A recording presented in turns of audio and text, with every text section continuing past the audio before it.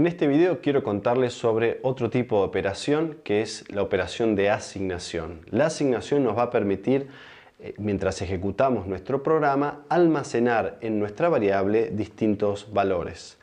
Voy a comenzar con un ejemplo que nos debiera ser bastante familiar, que luego vamos a transformar para entender cómo usar la asignación. En este ejemplo que vemos en pantalla, simplemente queremos sumar los tres valores que obtuvimos en los distintos TP, por lo tanto son 3 TP, para cada uno tenemos una variable y lo que hacemos es pedir que se ingresen estos valores y luego mostramos el resultado simplemente como la suma de los mismos, ¿sí? Si compilamos y ejecutamos este programa, podríamos suponer que en el primero sacamos 20, en el segundo 15 y en el último 10, y esto nos dice que la suma es 45. Ahora bien, estamos usando en este caso tantas variables como TPs tenemos, en este caso 3 variables. ¿Existe una forma de hacer esto diferente, mejor? Vamos a verlo en el siguiente ejemplo. Acá vamos a trabajar con 2 variables, más allá de que tengamos 3 TP, pero incluso si tuviéramos más TP podríamos continuar trabajando con 2 variables. Vamos a ver cómo hacemos. Tenemos una primera variable llamada TP, que es la que vamos a usar para tomar la información que ingresa del teclado, ¿sí?, para cada valor del TP. Y tenemos otra variable, suma, donde vamos a ir almacenando la suma de todos los valores de TP que se han ingresado hasta el momento. Es decir, va a ser una suma parcial de todos los TPs ya ingresados. Esto se conoce como una variable que cumple la función de acumulador. Va a ir acumulando los valores que nosotros le vayamos dando. Ahora bien, para acumular vamos a necesitar que esta variable comience con un valor conocido inicial, en este caso 0, ya que después iremos agregando los valores de los TP. Y para hacer esto necesitamos asignarle a esta variable el valor 0, y esto lo hacemos a través del operador asignación, el cual se representa con el símbolo de igual o igualdad, y esto implica en la línea 8 que estamos asignándole el valor 0 a nuestra variable. Una vez que hemos asignado este valor, vamos a pedir que se ingrese el primer valor. Esto sucede en la línea 10. Este valor se almacena en nuestra variable TP.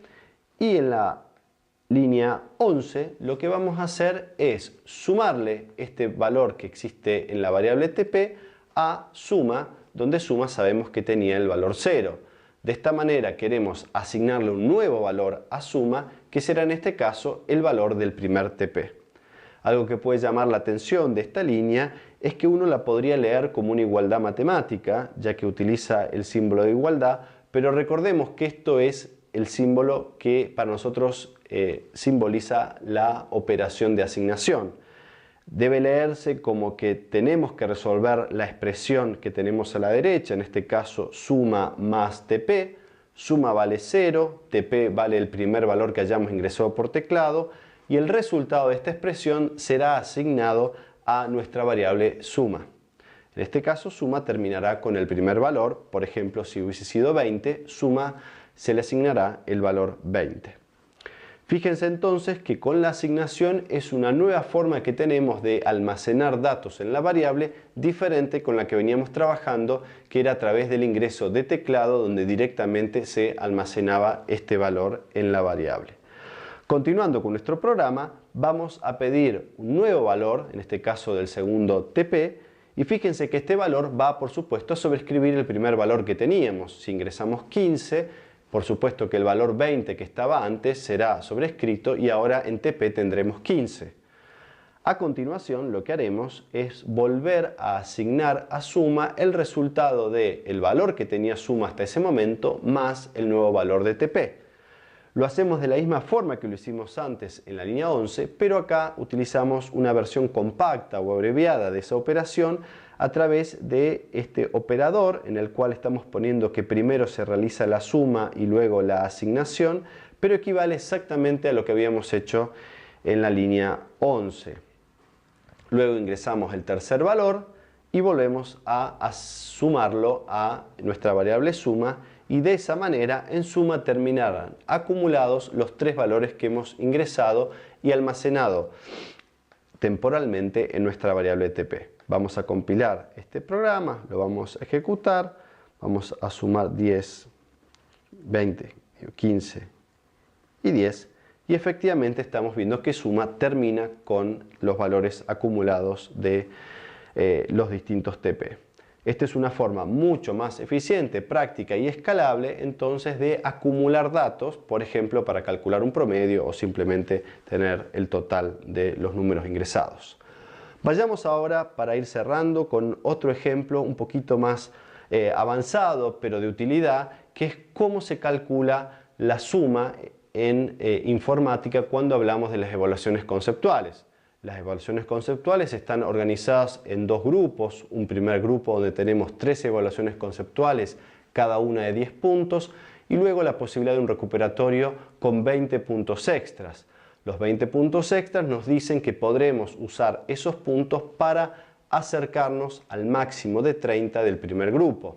Si obtuvimos 10 en cada una de las 3 evaluaciones, de poco nos servirá el recuperatorio, ya que no nos aportará ningún punto extra, pero si obtuvimos 10, 5 y 5, es decir, un total de 20 puntos de las primeras 3 evaluaciones, de los 20 que se juegan en el recuperatorio, podremos, por ejemplo, obtener hasta 10, ¿sí? Y con eso acercarnos a 30. Lo mismo pasará con el segundo grupo, en el cual tendremos 3 evaluaciones, y según su resultado luego podremos tomar de su recuperatorio puntos para acercarnos al valor 30. Veamos cómo hacemos entonces para calcular con cuántos puntos terminamos un grupo de evaluaciones conceptuales, incluyendo el recuperatorio. Vamos a hacerlo de la misma manera que lo hicimos con los TPs. Fíjense que vamos a tener dos variables, en este caso puntos donde almacenamos temporalmente el valor de una evaluación, y suma donde queremos ir acumulando las distintas evaluaciones. Una diferencia respecto al caso que acabamos de ver es que ahora vamos a asignar el valor inicial de nuestra variable suma dentro de la declaración, y esto se conoce como inicialización. A continuación tenemos instrucciones que van a leer de teclado un valor y lo van a ir acumulando en nuestra variable suma, ¿sí? De esa manera vamos viendo reflejado cuántos valores ya tenemos en nuestra variable suma. Algo que verán acá, hay ciertos parte del código que está en rojo, la cual significa que es un comentario, y esto se suele indicar con 2 barras inclinadas, y esto es código que no se va a ejecutar, es código que sirve para dejar comentarios o explicaciones que suelen ser útiles a quien tiene que leerlo. Al finalizar entonces toda la acumulación de las distintas evaluaciones, que son las 3 evaluaciones conceptuales y su recuperatorio, podemos decir que en suma vamos a tener directamente la sumatoria de estos 4 puntos, los cuales sabemos podría exceder el caso de 30, que es el máximo, incluso llegar a 50 en el extremo de que sumemos 20 puntos en recuperatorio más los 30 de las evaluaciones conceptuales. ¿Cómo hacemos entonces para determinar efectivamente cuántos son los puntos que realmente nos corresponden? Bien, eso lo vemos en la expresión que hemos puesto en la línea 19, donde hemos puesto 2 términos que simbolizan 2 situaciones diferentes. En el primer término lo que queremos expresar es que obtendremos 30 puntos siempre y cuando la cantidad de puntos que hemos alcanzado en todas las evaluaciones es 30 o mayor que 30. Es decir, si suma es 30 o mayor que 30, cuando yo lo divida al ser suma entero, obtendré el valor 1. 1 por 30 es 30. Ese término se activa solamente si suma es 30 o mayor que 30.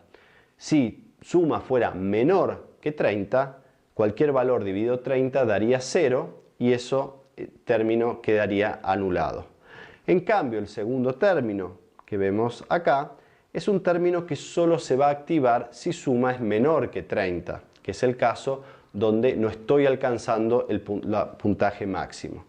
Fíjense que si suma es menor que 30, entonces suma dividido 30 será 0, y en este caso 1 menos 0 será 1, 1 por suma, donde suma es menor que 30, nos dirá cuántos son los puntos que obtuvimos, que será directamente la suma de las evaluaciones conceptuales más el recuperatorio. Pero si suma fuera 30 o mayor, suma dividido 30 sería 1, 1 menos 1 daría 0, entonces este segundo término se anularía. Por lo tanto, estos dos términos nunca se activan en simultáneo, sino que se activa uno en el caso de que sea suma 30 o más que 30, o se activa el segundo en el caso que suma sea menor que 30. Veamos entonces cómo quedaría nuestro programa. En este caso vamos a ingresar valores de 10, 10, 5 y sacar, no sé, 10 en el recuperatorio. Fíjense que tenemos 25 puntos más 10 puntos del recuperatorio.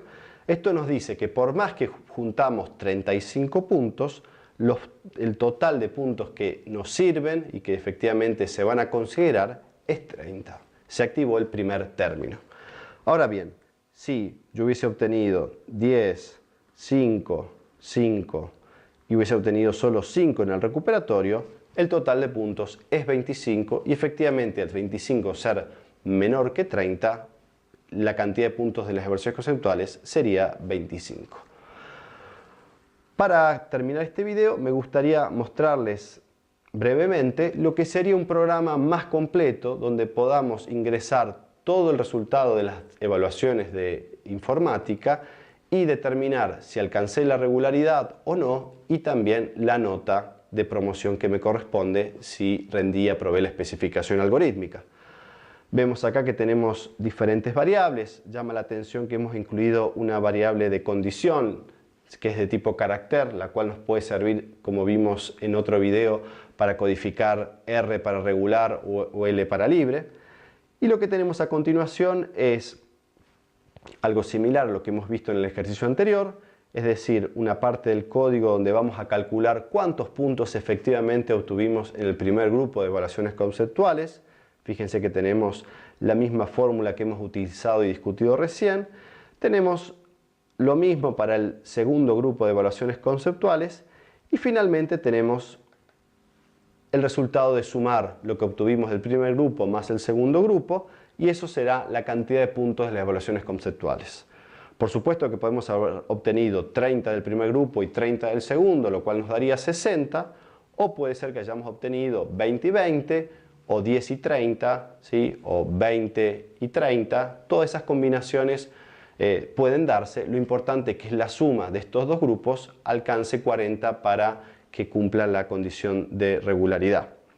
También tenemos la parte de los TPs, donde simplemente hay que sumar los 3 TP y alcanzar los 40 puntos.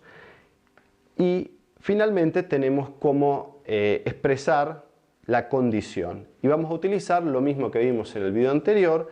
Vamos a codificar a través de un valor entero el valor 76 o el valor 82, 76 para el caso de querer mostrar la letra L de libre o la letra R de regular para 82.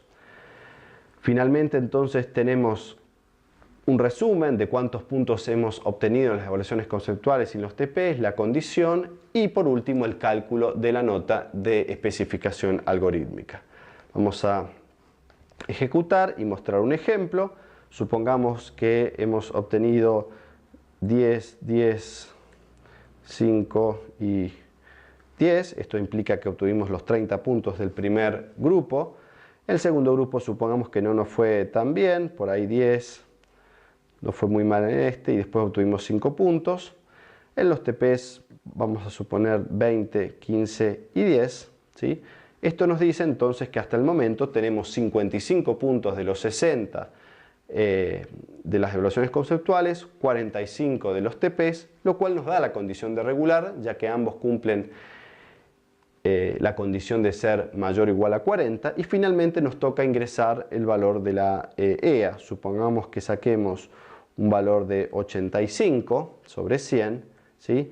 Y esto nos va a decir que el resultado es 8.7 algo, lo cual va a terminar en este caso siendo un 9, ya que recuerden que esta nota se calculaba no solo teniendo la contribución de la especificación algorítmica, sino también el rendimiento de las evaluaciones conceptuales.